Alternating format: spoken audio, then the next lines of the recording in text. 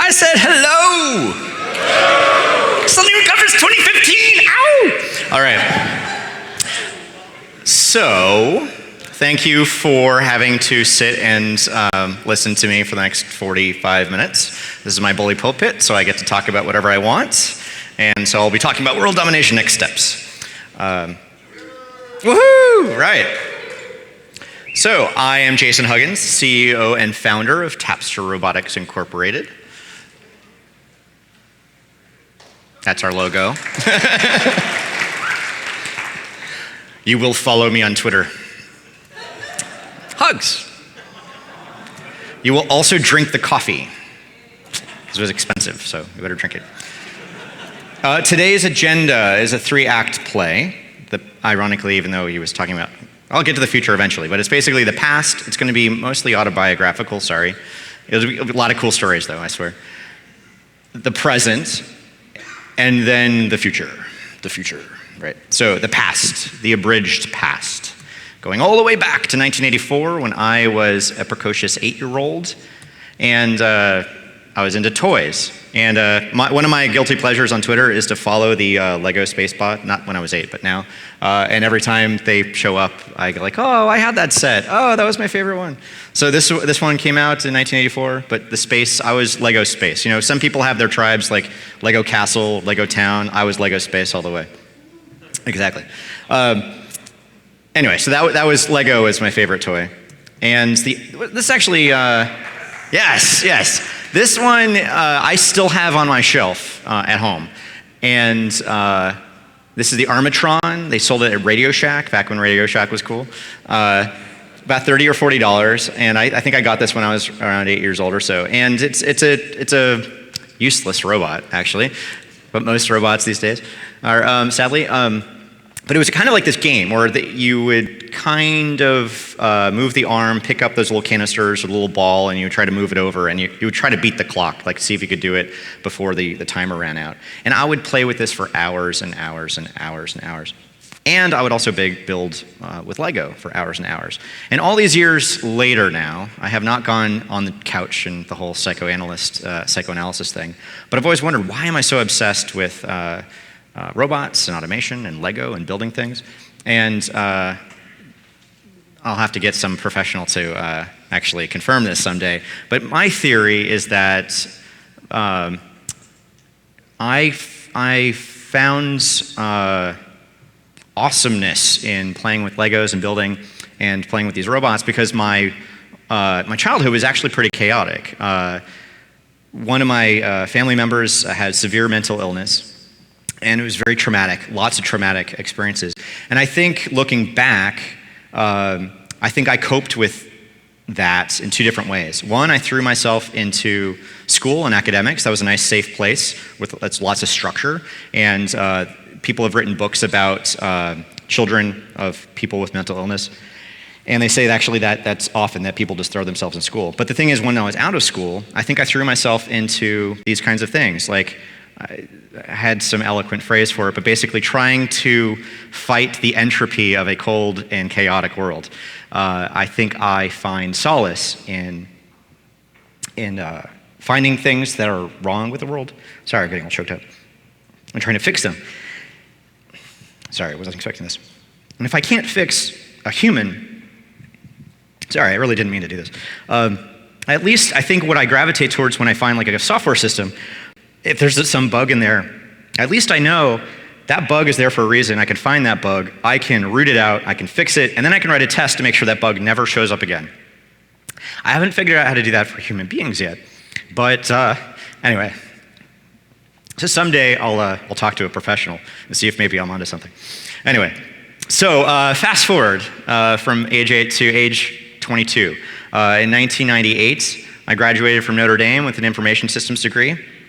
I'm not going to go into the whole story where I actually started with computer engineering and Air Force ROTC and wanted to be an astronaut, actually, but then I totally almost failed out of engineering and failed into just graduating merely with a business degree. I won't go into that story, but hey, I graduated, right? I like to say that I made the top half possible. Without me, there's no them. So I like to say I survived college. I barely survived, but I did. Right after this, also this was the dot-com craziness. But my first job out of school was at PeopleSoft, and it was awesome. Not much to go in here, but this is where my double life started. I slowly realized that I was not playing with robots and playing with Lego, and I was paid to, customize these boring Windows client-server apps. Meanwhile, also at the same kind of time, if in the mid-'80s there was this kind of hype wave of robots, whatever you want to call it, in the mid-'80s, in the late '90s the same thing happens, and the particular kind of patron saint of the late '90s robotic hype wave, whatever, was Sony's robotic dog. And so I was kind of semi-frustrated in my job, thinking like, okay, well, I have a paycheck and this is nice, but I'm not playing with Legos and robots. Like, what's going on? What's wrong? I figured, okay, well, there's no way I'm going to compete with Sony. They're going to just conquer the land animals. So I'm going to do the aquatic world. And I seriously researched robotic fish. I actually entered a business plan competition, aquatic robotics. That was going to be the thing. This actually is not mine, and that's not me. That is a RoboPike from MIT. Some guy was there and read his PhD thesis and all that stuff. I researched how fish swam. It's all kinds of crazy stuff. The unfortunate thing that I realized is that I know nothing about robotics, especially making anything move underwater. So I was totally screwed. And luckily I had really good friends, and they kind of talked me out of doing that. And also, where was the market, whatever. But all these years later now, every time some company comes out with a robotic fish, they email me the link and say, hey, Jason, you were right. Like, you jerk, because you told me you was. Anyway. But besides or actually related to that kind of mental illness and crazy childhood, our economic situation was never stable. Every time there was a recession, our family would get wiped out. And so there was a certain feeling that I also had that even though I just want to throw it all away and play with robots for a living, or just not even for a living, just do that, yeah, sure, why not? Just go in an aquarium, make robotic fish, whatever. That's what I want to do. I also had this deep feeling of like, I need to be responsible, I need to pay my bills, I need to not just throw it away and then jump first and look for the ground later. And so even though I wanted to do this, I didn't know how I could get there, especially since now I have a business degree, the farthest thing from an electrical or mechanical engineering from MIT thing you could get. So all of a sudden I started realizing I'm going down this divergent path, and that's starting to kind of make me nervous. Fast forward a little bit to 2004, and Selenium project came along. I like this version of the logo, by the way. I just totally copied this off the conference website. I think, anyway, that's awesome. But the weird thing, and I don't know if I've said this before, but a slight kind of confession, is that I've always been very, at least until recently, been very ambivalent about my link to Selenium. Selenium was this thing that I created that I needed to create, mostly because I had these problems in this boring time and expense app, and I wanted to solve the problem forever. But this was also this other distraction from the life I was supposed to be living, playing with robots and Legos, right? And but again, I did not know how to jump over to that other track, that alternative universe of just playing with robots. Anyway, fast forward to 2008.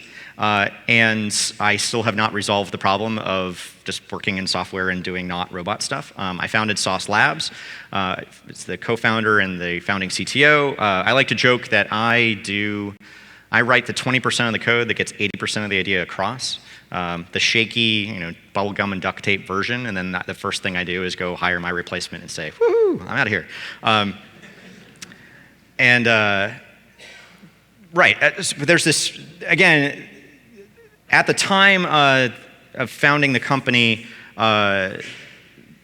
Amazon's cloud is actually pretty interesting. That was, without getting into all the details there, but I did find that intellectually stimulating to figure out, could I spin up 1,000 machines in the cloud and make it do all the things?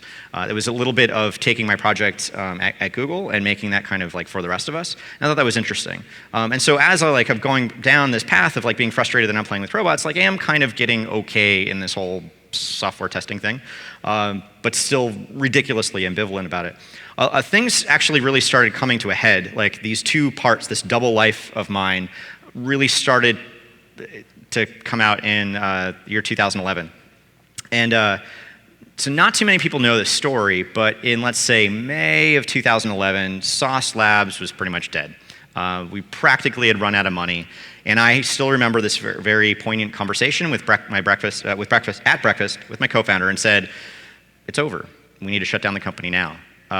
We probably only had 3 or 4 months of money in the bank left. We had been chasing fundraising that whole year, and right at the last second, it fell through. And then really, we even got kind of a bridge loan or whatever. It was all kind of complicated. And I realized, the best return on capital for the investors at that point is to shut everything down and give them all their money back, whatever was left. And very interesting founder breakfast on that one. And what came out of that was, well, we didn't shut it down.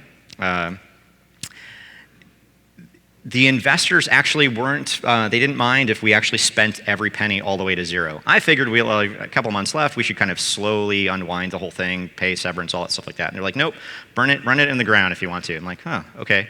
I got outvoted on that one. So, yeah, so if I was in charge, Sauce would have cratered in 2011. I would have shut it down and whatever. So thanks to my co-founder for not letting me do that. But what happens then was, okay, I was convinced this thing was going to end. We are going down hard, pretty much a plain vertical. And I had no hope in sight. The only thing that could really save us is another round of funding. That fell through. And so, again, this is like May or June. So everyone else was saying, like, "Okay, no, we can do it." And I was completely convinced otherwise. So I figured I don't want to be the scapegoat for this thing. If this goes down, this goes sideways, if we shut down, I don't want to be like, "Oh, Jason, the guy who lives in Chicago, comes out occasionally, it's his fault." So no, screw you guys. I'm going to be here every day. So even though I live in Chicago, I went out every week in San Francisco that summer, pretty much to my breaking point. And I was convinced I would basically, do my best, whatever, to not let it be my fault, because I knew, absolutely convinced, that Labor Day the company was going to end. At that time, to basically keep my sanity, I got a membership to Tech Shop San Francisco. Even though I live in Chicago, I got a Tech Shop San Francisco membership, and spent pretty much every available non-working moment there playing with the laser cutters. I'd go to Blick Art, get some basswood, and then go to Laser Cutter and make stuff. And after the summer, I just had a bunch of things that I made in the laser cutter. I figured, what could I do with this stuff? So this thing that you see is like the first version of the robot that I made. And it's made out of basswood, it's laser cut. And it's all Lego compatible, actually. There's a couple of Lego pieces in there. And again, this is kind of like these two sides of my inner being clashing. I think the fact that I was throwing myself so much into work that summer, the part of me that was that latent, frustrated, "You're not playing with robots enough, Jason," part of me just burst out. And this came out of that. This particular version, I actually, fun fact, I unveiled this thing at the Jenkins conference in 2011. And I actually proposed, like, I'm just going to make a robot play Angry Birds. This is the robot. And I actually proposed that talk as really just, again, this came out of nowhere, but I also kind of secretly didn't really want to give a talk. I figured I'd come up with the most ridiculous, stupid talk. Like, what does a robot that plays Angry Birds have anything to do with the Jenkins conference, right? Absolutely nothing. But they're like, "Yes, totally, let's do that." I'm like, darn it. So I did create the robot that plays Angry Birds and unveiled it like October or so. Again, I thought this was kind of like, this was me just keeping my sanity. Like I was there and going back, the company obviously didn't shut down. We did get some round of funding right around September, October, and it was all game on and awesome, right? Until the next year, of course, when you needed the round of funding, but whatever, right? But I had now created this thing. Something in me got this thing out of my head, and now I have this robot out there, right? The official name, robot that plays Angry Birds. A couple of weird things happened, though.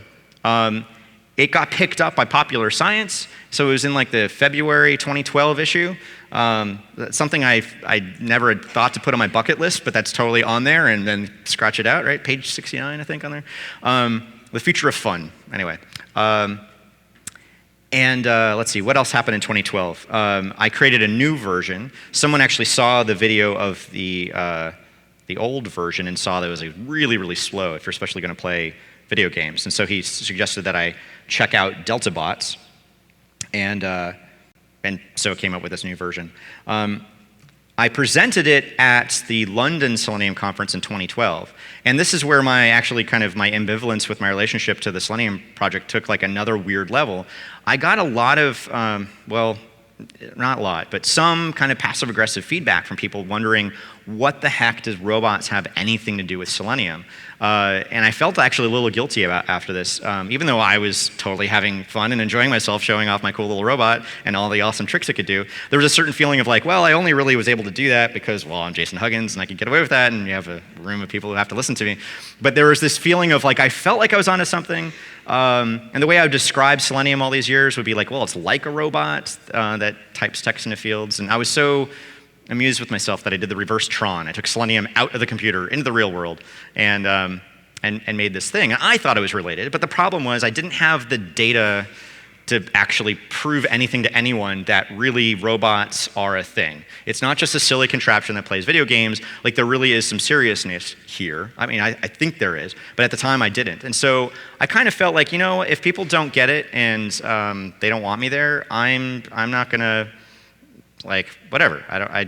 I'll go hang out with my robot friends somewhere else. And actually, I don't have that many, so it's very sad, right? So the next year, it was at Boston, and I mostly just hung out in the back. I think I participated in Dan Cuellar's lightning talk, I think, or track B talk, and the robot was in there. But really, I was just kind of hanging back saying, whatever. You know, Selenium, that's so yesterday. I'm super into robots, and I have no idea why. I can't prove it. I can't get anyone to think it's awesome, but whatever. Also in 2012, something interesting happened, though. A site called Tindy showed up. It's kind of like Etsy, but for like electronics. They launched, let's say, May or June of 2012, and I put the robot that plays Angry Birds. That was officially the name of the thing, product name.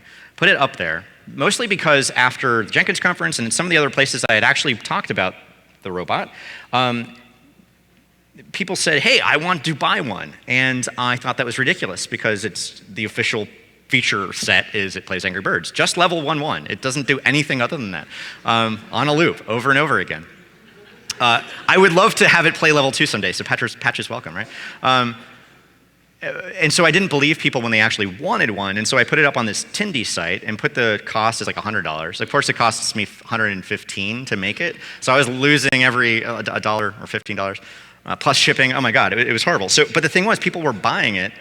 What happened was he solved the chicken or egg problem of setting up a marketplace by he got all these people to submit projects first, and then once he had the projects, then he went and found customers. So something happened, and at the end of the summer, I got a couple of emails saying, hey, there's 3 people on the waiting list to buy your robot that plays Angry Birds, but you haven't specified like your PayPal account or whatever or something. I'm like, you're kidding, there's 3 people on the waiting list? So of course I'm in Chicago at the time, and I don't have the parts to make one. So luckily I'm in San Francisco all the time. So I get these orders. I go to San Francisco, go to Tech Shop, go to Blick Art, get the wood, laser cut the thing, assemble it, and then I'm in complete disbelief as I go to the post office, and I'm dropping this robot that plays Angry Birds off to the random people who bought them in London and all kinds of crazy places, and I can't believe this is happening. Anyways, so that was just starting, and again, not a lot of data points to prove that I'm really onto something. But that was happening. I think it was kind of classic kind of lean startup thing. I wanted to see if anyone would swipe their credit card. So I was actually had no problem selling it at a loss just to see if someone would, buy it at all, right? But again, this is my double life. This is the other part of me. The other thing that was going on in 2012 was, at the end of it, was really Appium. At the first half of the year, I had a particular client, a very big, I think the biggest customer at Sauce, still, but at the time, a nascent, that's the right pronunciation of the word, client. And they asked us to test mobile and hybrid native web app things on the iPad. And I checked out everything that was out there, all the open source tools, even the thing that was in the Selenium project, and really nothing I saw out there could do what I wanted it to do. Nice little success story or awesome thing about the Selenium conference, I didn't realize at the time, but what Dan Cuellar gave a lightning talk. Again, this is the London Selenium conference. about how he tested the iOS simulator and stuff like that. And then, but again, I'm still kind of trying to figure out how to do this stuff for my client and all these different things. And then 2 months later, I realized that lightning talk that Dan gave was absolutely the missing link for the thing I needed to do. So I took his thing, I hunted him down again, got on a plane, went out to San Francisco, made him open source the code. He hadn't at that point. No one had reached out to him. So we got that out there, got a website. I added, I think, the very brief shim of the WebDriver support on top of the thing, and we kind of sort of unveiled it at the Mobile Testing Summit in late 2012. So that, again, that was my other career. Like, yes, I'm glad that I'm solving problems as a, being a good software developer, paying my bills, all of that stuff, right? Appium kind of came out of it. But again, same weird thing. This is the thing I had to do professionally, but it's not robots, right? Very frustrating. Dan, though, I would talk with him all the time, so he did add robot support into Appium. It is there. So I think he just felt sorry for me. But I do chat with Dan about robot stuff.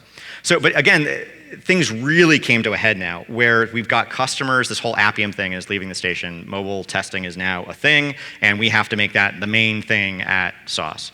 But I had this robot thing, and I had all these sales on Tindy, and I'm like, wait a second, this is now becoming a thing. I actually have data points. Like, I can't just abandon that.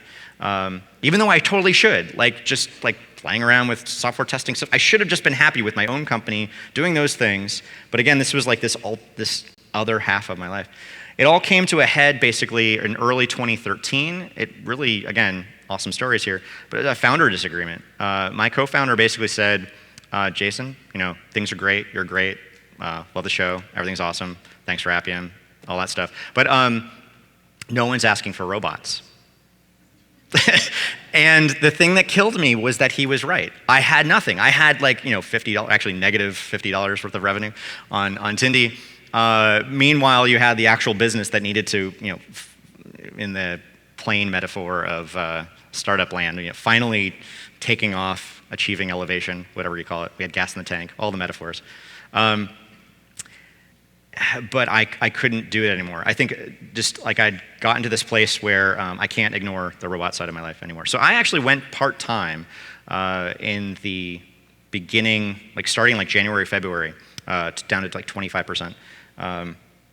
And was now off on an adventure of figuring out what the heck am I doing with my life. I've got this robot thing, but it's not paying the bills, but I can't convince my employees, my co-founders, my board, anybody in the world to actually take me seriously. So I had to leave, and at least mostly, I guess, and figure it out, right? What also happened in 2013, I'll talk about, I think, in the lightning talk tomorrow. I got pulled into the whole healthcare.gov thing in the late 2013. And so that's an awesome story for another day. But that was all of November and December of 2013. And then I actually got pulled back into healthcare.gov 6 months later again. So that was also kind of a little kind of crazy thing. 2013. Anyway, so that's a brief history of time, right? Let's fast forward a little bit more to the present day. So what's going on now? I think I've figured a couple of things out, and I'm really comfortable coming up and hanging out with the Selenium crew, and then saying, hey, I've got data, and robots are a thing, and world domination plans, let's do it, right? So I'm less lost in the woods than I was in 2013, 2012, 2011. At least I think so. So here we are, Act 2, the present. This in the last 6 months. I incorporated officially Tapster Robotics Incorporated on May 4th, so may the 4th be with you. I did that, thank you. I had to do that because I also took a small tiny seed, whatever you want to call it, investment from O'Reilly Alpha Tech, OATV. They have this program called Indie.vc. And they have this shocking investment thesis of wanting to invest in companies that want to be profitable and make a thing that makes money and just stay in business and not be on the heroin addiction of venture capital the whole time. So I was like, wow, what a novel concept. So I'm totally signing up for that. Indie.vc selected 8 companies, but fair prerequisite of them giving money is you have to actually be a legal entity of some sort. So I stopped becoming a sole proprietor and then officially incorporated. Right? Just in the last month, we signed 800 square feet of office space, 5-minute walk from my home in Oak Park. Yes, you can applaud 800 square feet. Yes, please. The cool thing about this is that it's actually at street level retail. Slightly nervous about that's a lot of glass, and I hope people don't come by with a sledgehammer and steal my robots, but whatever. But again, if they steal my robots, well, hey, awesome, you have a robot. Like, have fun with it, right? So the Tapster Robotics Incorporated, aka World Domination headquarters, 344 Harrison Street, Oak Park, Illinois, 60304. This is also in the Oak Park Arts District. And other fun fact is, apparently I didn't realize this until we filed the application, the business application. 3D printing was, I guess, illegal in Oak Park because it wasn't explicitly legal. So this is actually kind of news. Tell CNN. Just this last Thursday, we went through the Planning Commission and they officially modified the zoning ordinances of Oak Park to allow industrial design, which basically means I can have 3D printers and CNC machines, laser cutters, and all stuff like that. Because before that, it's a residence, you're like an office with laptops, or you're a factory making industrial stuff. And so this weird kind of desktop manufacturing thing was kind of novel. And so this also maybe paves the way for having like a hackerspace, makerspace in Oak Park, but I'm pretty happy about that. I'm really mostly happy about the 5-minute walk, so that's awesome. Another kind of like, fighting the system, fighting the man, like not having to move to San Francisco or New York, selling out, doing the whole thing. So I'm doing it in Oak Park, doing it in Chicago, like I want to. So you will come visit sometime. Other things I can do because I am the CEO and founder and sole shareholder, board of directors, I can reveal crazy things like revenue, right? And I don't have to ask anybody's permission, so screw it, I just did it, right? So again, 2012, 2013, kind of lost in the woods. 2013, I finally realized I should probably at least cover the costs, maybe actually, charge people for shipping. I think I made like some kind of profit. It was really annoying. I think the biggest headache was like the taxes. Out of all of that, it really kind of was negligible. Last year was really, really interesting. It finally made something that, again, doesn't pay for, the 2 adults, 2 kids, a house, mortgage, all that stuff like that, but it was not zero. A $30K last year. I think it was actually $8K profit.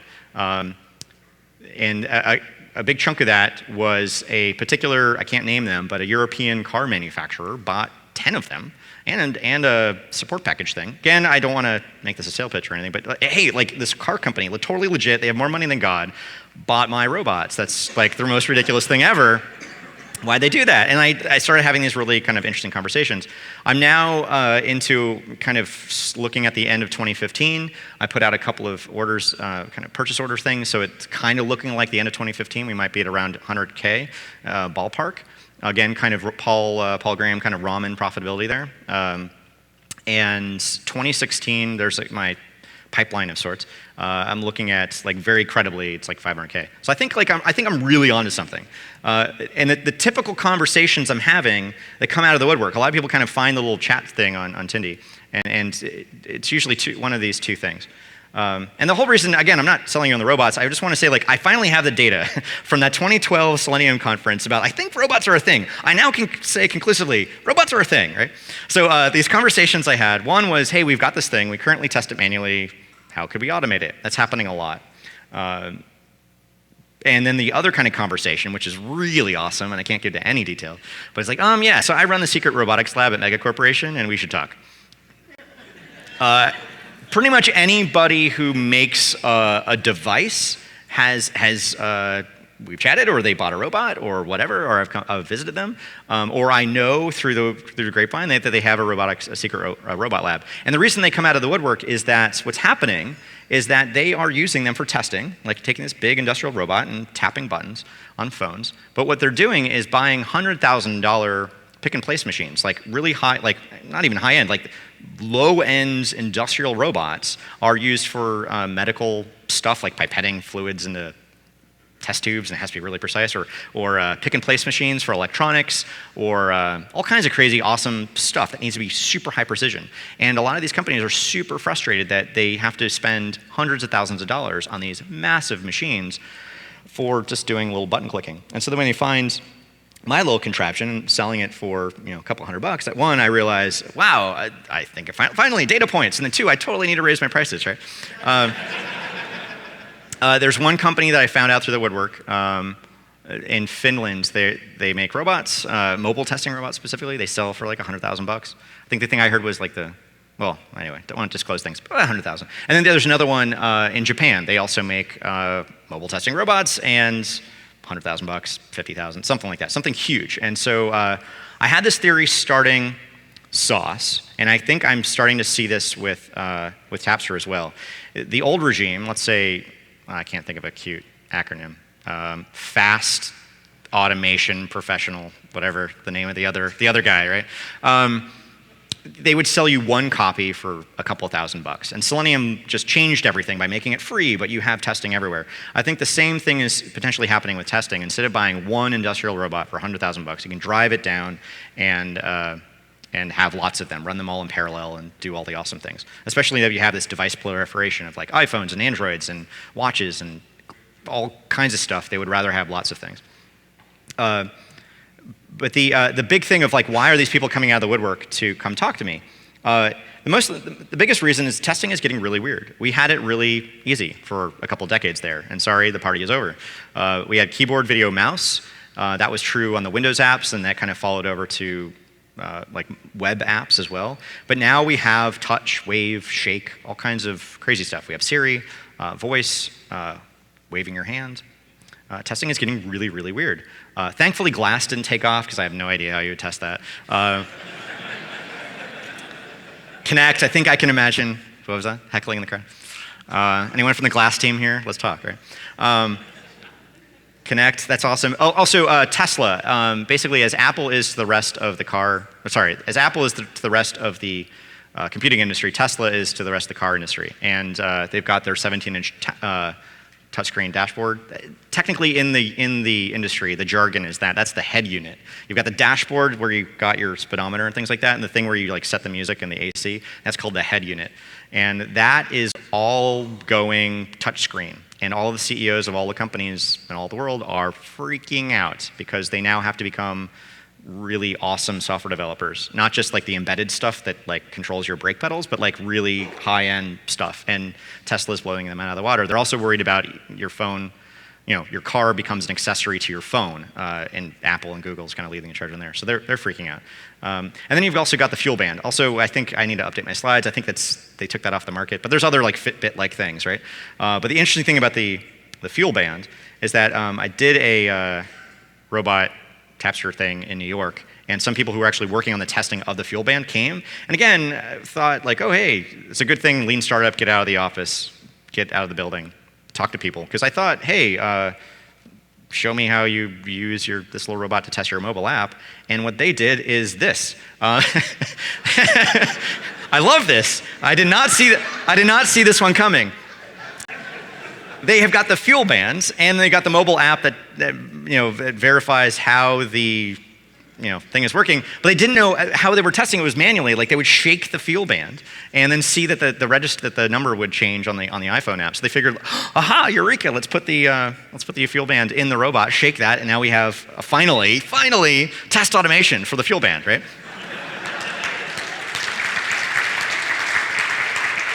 So I mean, if there's another kind of theme for this talk, it's like you're doomed, right? Like you need to figure out how to test this stuff. That's your job. That's the next couple of years. You have to worry about things like that. Other things. This has always been my kind of standard awesome example. Like to open your Zipcar, you can click the open button on your iPhone app. And so I would love to talk to the Zipcar team and ask them, how do they test this thing? Because I imagine it's probably an iPhone app and a car, right? But it's most likely, if it's not, hey, I run the secret robot lab at Zipcar, we should talk. It's probably, yeah, we manually test it. We got some interns. It's kind of like, hey, you got anything? All right, so this is also happening. Not this company, but the other car company that got some Tapsters, they were trying to figure out how to use their app that opened the thing. So that's a thing. Also I think another kind of thing to look at the history of Selenium, and I think an interesting thing to do is ask good questions. Every time I would give the demo of Selenium back in 2004, 2005, the standard thing to do would be what? What would be the hello, what would be the hello world of a Selenium test? Does anyone know? Google. Yeah, hello. Yeah, do a simple search on Google. Hello Google. And so the thing I would start doing is get really bored with doing hello Google search for steel cage knife fight, whatever. You should Google who the top hit for Google Steel Cage Knife Fight is, by the way. But the interesting thing that happened in my career was when I met a Googler and asked, "Hey, how do you test the Google thing?" And they're like, "Oh, that's funny you mentioned that. We use Selenium." Anyway, so there's a crazy thing of like you should ask interesting questions. If you see anything out in the world, if you see something, ask something. Something really like it could lead to an interesting job. I bet there's an awesome test automation job at Zipcar waiting for all of you or any of you to apply for, or you already have it and you're totally pissed off that I'm talking about it. But but I think this is the future. The phone is no longer totally getting off of things here, but or off script more so than usual. If the history of apps were like client server and then web apps and then mobile apps, basically just talking to the big database in the cloud. And what's really happening now is that the mobile app is no longer concerned about talking to that remote server thing where it's all just data entry. It's now just the remote control for everything. Again, preaching the choir here, everyone knows this, but that's going to really make things awkward for testing. It's not so much about clicking the button, then going checking the database that the thing was formulated in the correct way and whatever. It's now like, I need a camera on the door lock and made sure that it goes up, right? How do we do that? And that's crazy stuff that the book, we're just starting to figure that out from a test automation thing. Also, the thing, I'm waiting for a confirmation of this, but I watched the kind of a pitch video from the Oculus team a couple months ago, and there's a very couple quick parts in their video, but they show this an Oculus Rift on the end of a Universal robotic arm. Why would they do that? My only suspicion is that they are using that for testing. I would love someone to confirm or deny that for me, but why else would you use a robot with a virtual headset? How else would you test it except for with a robot? So, and they thought it was cool enough to put it in their pitch video, but they didn't explain why they did it. So mystery, right? Anyway, so testing is getting really, really, really weird. Thankfully, this is a hoax, but I would not be surprised if your toasters do need some kind of testing at some day. I did register cloudtoasting.com just in case. It's the April Fool's joke I keep not doing of watching you can select wheat or rye and watch your toast getting toasted, and then you get a video of the toast getting toasted. It's the best idea. If you want to help me with that, that would also be awesome. Anyway, so that's the Act 2, the present. Let's talk about the future. The future. Okay, Mark Andreessen was right, and I'm pretty sure I spelled his name right. Software is eating the world, which means software testing tools are eating the world too. The big thing I've noticed, if you look at web apps came out in the 90s, and really cool web apps were starting in like 2000, but Selenium came around in 2004, a huge kind of lagging indicator of the success of the platform. iPhone and Android came out 2007, 2008, but it only was a couple years later when actual good, and arguably we're still not good, test automation tools for mobile had come out. And so I think there's also kind of a lagging indicator for, you've got the Internet of Things and it's all BS hyperbole, whatever, but some of these things are going to take off and they are going to get tested, and luckily we have some time. But one thing that is happening right now is everyone in the car industry is completely freaking out about how to test those head units. They're going from knobs that were they totally knew how to deal with that stuff to it's all touch screens.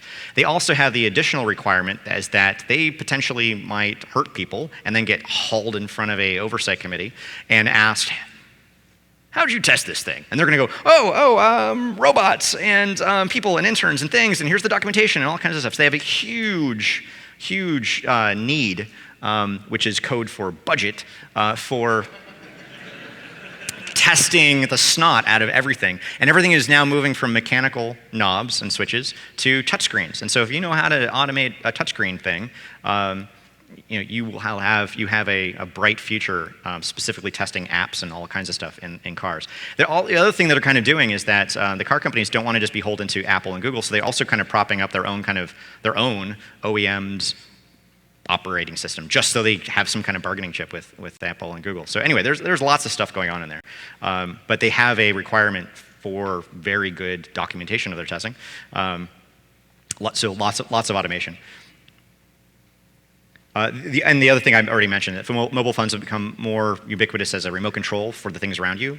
I think if I'll just go do this, right? Because, hey, I'm the accountant of the company, so why not? I totally want an Apple Watch, right? But not because I want an Apple Watch, because it's stupid, right? It's a frivolous thing. I don't know why anyone would have it. But I don't know how you would test the interaction between a watch and the phone. I am super intrigued by how do you test that whole stuff, or using the watch to control my Apple TV or to toast my toast or whatever. I'm super intrigued by this kind of constellation of objects and how they're doing stuff, which is completely different than just boring web app talking to boring database in the sky. Anyways, so these are the things that we now have to reckon with. And I'm not sure if Selenium or Appium or any of the tools that we have really kind of are properly dealing with this. So kind of just as a reminder to everybody, Selenium's mission is to use web apps, or was the mission, to use web apps just like a human would. That was the frustrating thing that we were manually testing. Like, we wanted to have a tool that would just use the website just like a user would. And we can finally automate it, right? And of course, as we moved on, the mission slightly changed to using mobile apps just like a human. And I would argue that the future is now using virtual reality headsets like a human, or drones just like a human. Although I guess that makes no sense, right? Anyway, but I guess maybe the remote control of it, maybe, I guess, right? Or car apps, or even the cars, right? Just like a human. Really anything, to use anything just like a human would. That is the mission for what we do as our jobs, is we automate things. And ideally, we replicate what the people do, right? So really, anything. And so the World Domination Plan, which we've succeeded at, done for the Selenium project. Every browser vendor implements the WebDriver API. High five.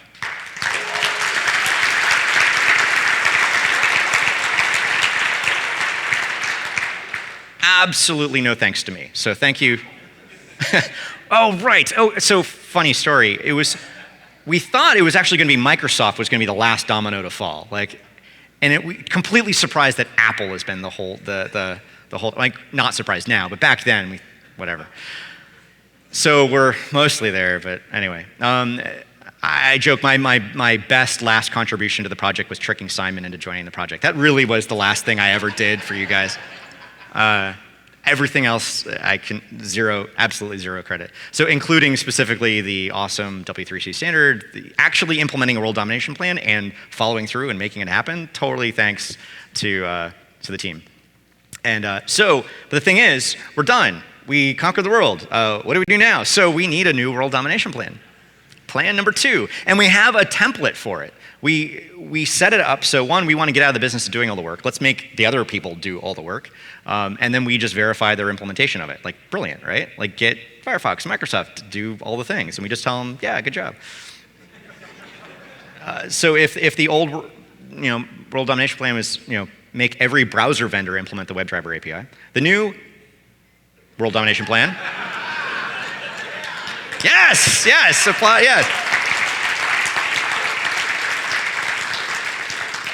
Your mission, if you choose to accept it, is every manufacturer of anything implements the WebDriver API. So we have a problem here, though, because it's called WebDriver. And so I like to say another hobby of mine is naming things. But anyway, this is just kind of like pulling this out of the air, just spitballing here. But I was just thinking like, okay, a little nice funny joke, and you ask like a star, like a wild card character. So maybe like Star Driver, I don't know. I just putting that out there. You can retort with a better name, but I think the WebDriver API is awesome and phenomenal, and that's going to be the thing that we now use to automate everything in the universe, right? So let's do that, right? I do have one feature request, though. And that is OpenCV integration, Open Computer Vision. And if the little robot that I created is only really half of the story. I've also kind of done a lot of like a kind of armchair philosophy on, what is the eternal essence, what is the nature of automation versus manual testing? And I specifically, what is it about the manual tester? What is it that they can do that the robots cannot do? And I boiled it down to the essence of the manual tester is an eyeball and a finger. They have those two things. And my little robot is just a finger.